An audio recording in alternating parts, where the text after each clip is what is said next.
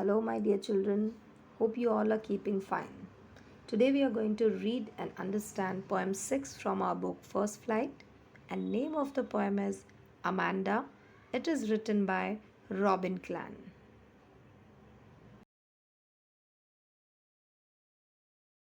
So children, this poem focuses on the upbringing of a child whose name is Amanda. It focuses on the struggles which she is facing. Her mother wants her to be responsible, but this girl Amanda, she wants to escape from duties. तो बेटा ये poem आप सब relate कर सकते हो because teenager poem है ये. लेकिन every household you can see the mother nagging at the teenager and the teenager who's fed up of all those dialogues. So let's start with the poem and understand it clearly. So बच्चों, this is the very first paragraph of this poem Amanda.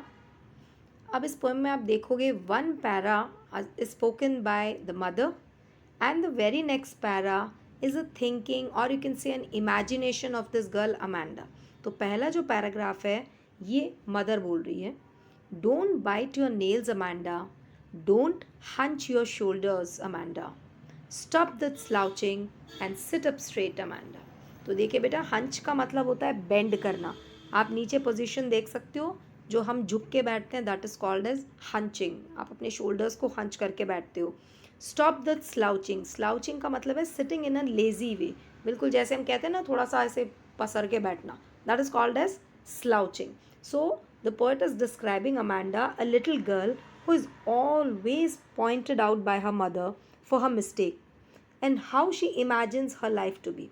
So, in these lines, the poet says that the mother is pointing out Amanda for biting her nails, which is a bad habit. है ना? Next, she asks her to sit straight without bending her shoulders.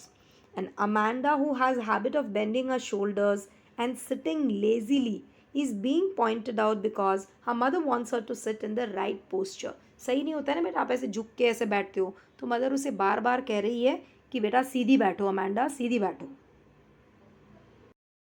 Now, in the second para, when Amanda is being scolded by her mother in the first paragraph, she imagines herself as something else and not Amanda. तो क्या imagine कर रही है वो? There is a languid emerald sea. Languid का मतलब होता है relaxed, calm, and emerald means green color. तो sea को green color क्यों कहा गया है?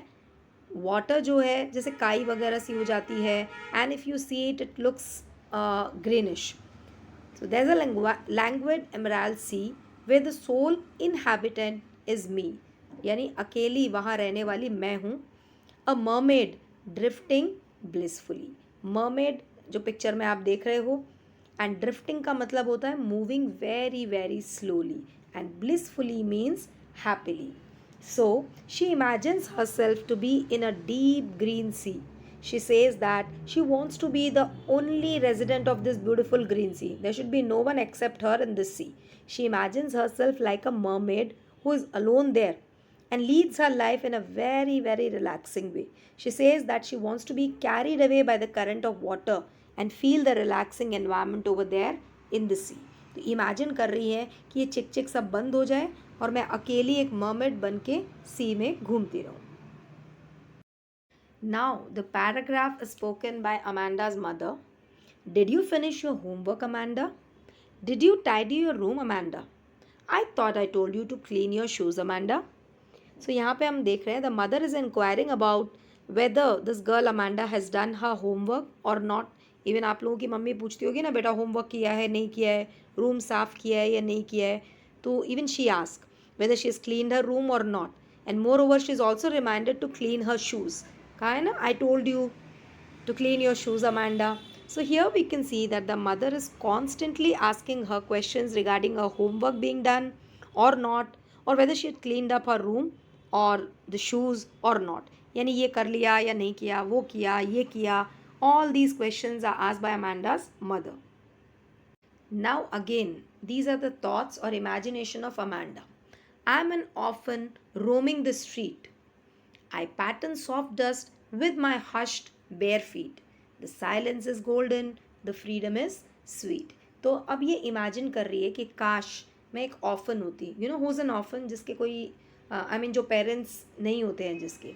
So she's listening to her mother's instruction and imagining herself to be an orphan who's roaming in the street. This means that she imagines if she would have been without parents, then she would have walked freely in the streets. She would have drawn designs on the soft dust with her uncovered feet very quietly.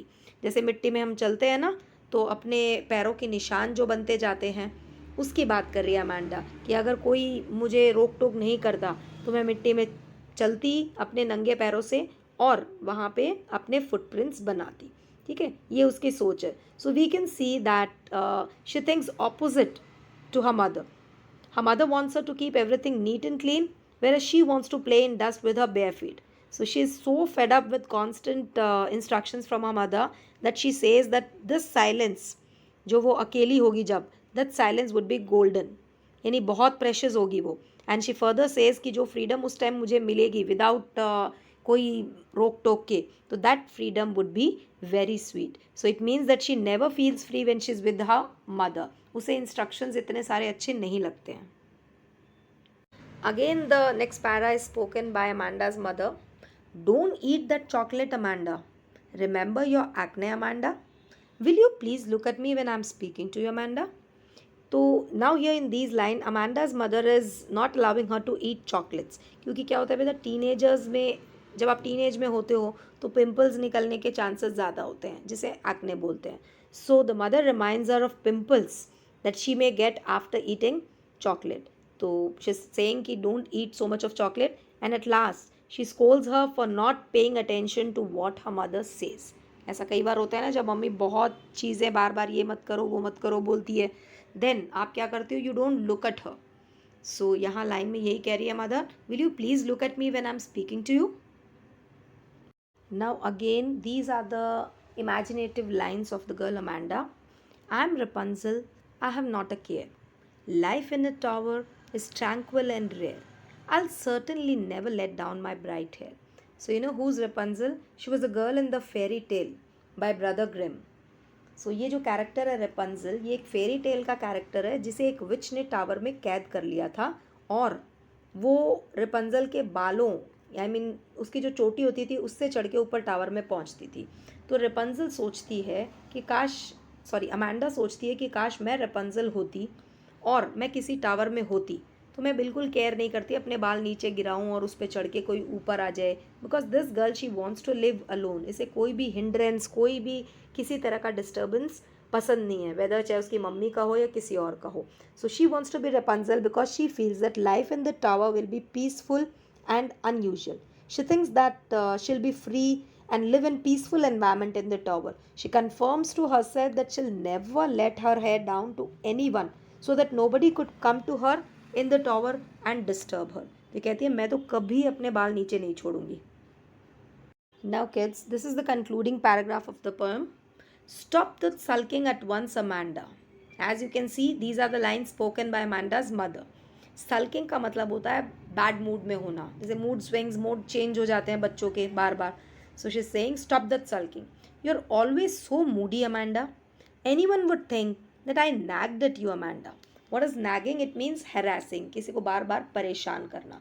So Amanda's mother she wants her for behaving in a very very odd manner. She ask her to stop being in a bad mood. हमेशा तुम्हारा mood खराब ही रहता है, सो ऐसा मत करो. ये warning देती है, समझाती है अपनी बेटी अमांडा को.